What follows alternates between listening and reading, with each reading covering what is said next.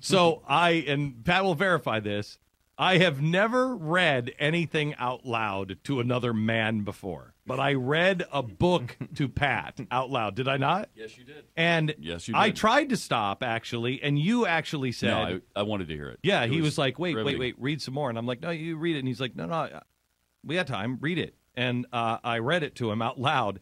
It's the name of the book, and he made fun of me. Mm-hmm. The name of the book is How Do You Kill 11 Million People?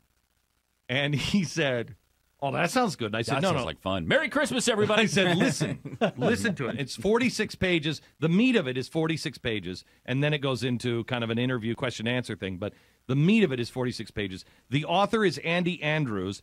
He is not... Andy, you're not this kind of guy, right? Right. This is... people who usually read my books, when they heard this title, everybody goes like, what? Like, where? Because you're kind of a motivational kind of guy, right? Yeah. I really teach people ways to better their lives, and this is what I do. And so the books I write are more inspirational. So the opposite of an inspirational book would be one that is completely black and just says, "How do you kill 11 million people?" on the cover. But this is what we try to do every single day, and I've not been able to do it in a pithy fashion. This is one, and Stu just read it last night, one of the best explanations of what we're facing right now in the country. You want to explain just a little bit? You're going to be on the TV show tonight to really go through it. Right. But will you kind of explain a little bit? Absolutely. It came about with the question I asked myself for 5 years, because I know what you try to do is to bring people together. Now, sometimes as we bring people together, we become polarizing, and that's not what we're wishing for. We're wanting to bring people to a common point. So I asked my question, can I write something that doesn't say Democrat or Republican, never says liberal or conservative, and yet every single person, when they read it, would agree with it? Because the essence of influence is agreement. And so there are things that we agree on in generalities, like principles and character. But in specific, I finally found one thing that we agree on. And that is, you could go anywhere on the street and you could ask anybody, do you think it's okay for politicians to lie, or should they tell the truth?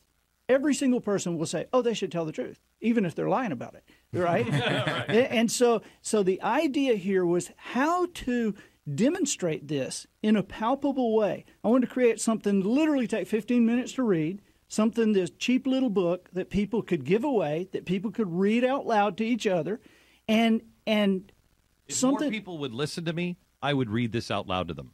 If more people would, if my wife would ever, well, I've said to my wife, she's like, "You're not reading that to me," and I'm like, "No, but it's really, you're not reading that to me." I see. I feel like I've talked for 30 years till I'm blue in the face with some friends, and I don't think I have changed anybody's mind. And sometimes I think I've strengthened their arguments in their minds. Because anytime you face somebody's worldview and confront it directly, it's a waste of time. Mm-hmm. And so the idea was to find something that would scare people bad enough or make them mad enough to get up and do something. It is full of facts that I didn't even know. Everything is footnoted. No, I know that. But there are things in here, right, with you too. Yeah. Oh, yeah. Things in here I had to look up the footnotes because I'm like, no way. I've never even heard that. And I'm pretty good on this kind of stuff. Well, see, I had always had this question watching the Holocaust movies or watching this kind of thing. I thought, how are they doing that? Yeah. How do you do that? And I'm not saying how do you kill 11 It's not like people? it's a starter kit. Right. No. It's not what weapons do you use or what mindset does somebody have. Or how do we start this kind of thing. It's how do you stop it. The idea is, how did 11 million people allow themselves to be killed?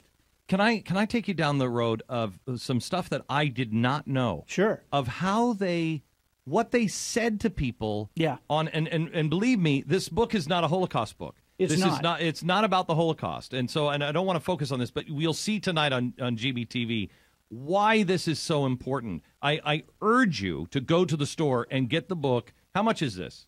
Well, it's like $14.99. So that's what it says on the back. They discount it. Yeah. How do you kill 11 million people? I'm telling you, you'll read this book. You could read it in the store. You'll read this book and you'll buy 5 copies, and you'll give it to people, and you'll just leave it on their desk You'll just give it to people because it will wake them up. It's what we've tried to do with almost everything we've written, everything we've tried to produce. Everything we do is with this goal in mind, and you hit it out of the park. But when the Jews were being rounded up and put on the trains, right, it's lie after lie after lie after lie. A written policy of lies was created to do this, because the answer to how do you kill 11 million people is very simple. It's you lie to them.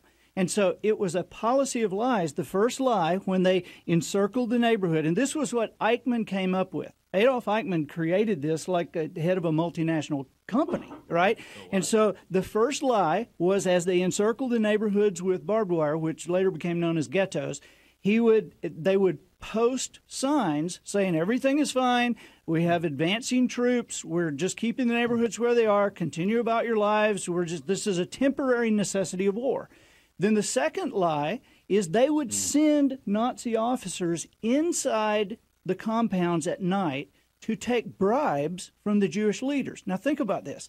They're taking bribes for better living conditions. They're actually taking Jewish money.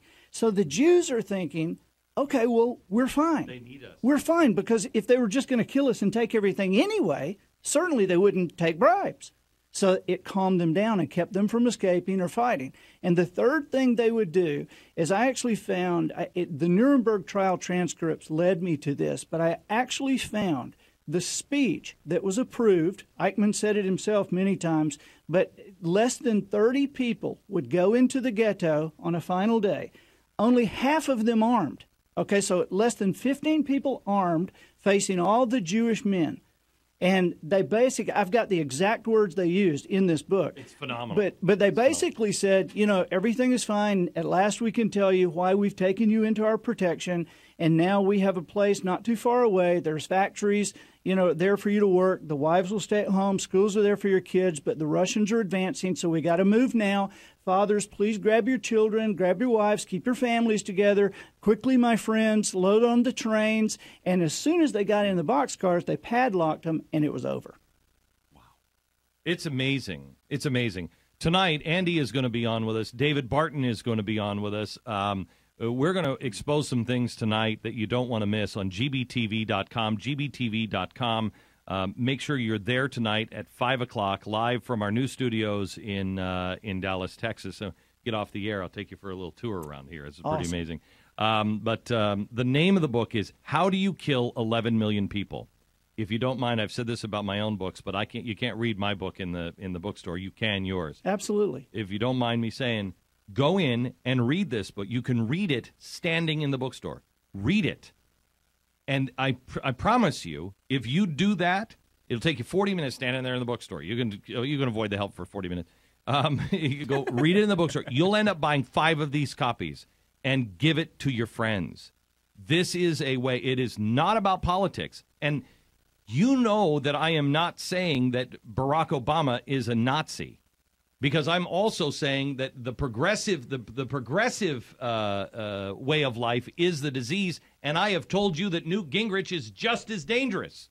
This is not about parties. This is not about elections. This is about fixing the country by fixing yourself, and the way to fix it is to face the truth and the facts. Andy, we'll talk to you at 5 o'clock